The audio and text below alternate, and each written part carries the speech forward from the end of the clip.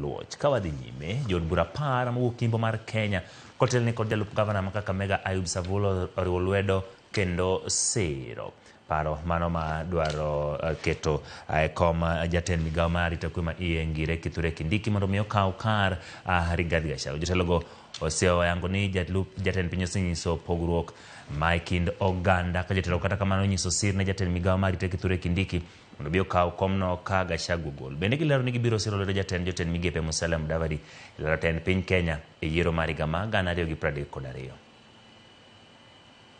Pendekezo inasema kwamba Deputy President ambaye atachukuliwa next ni Professor Kindiki.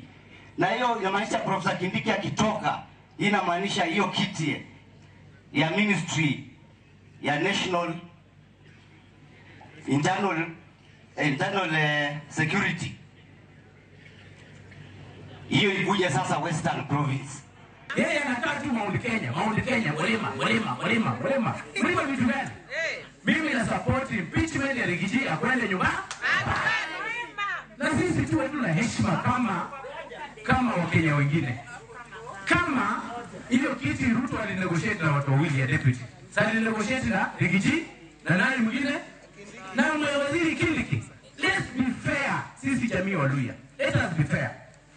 Kama wakitoa Rigiji mwenye alikuwa number 2 kwa that position ni waziri Kindiki apewe.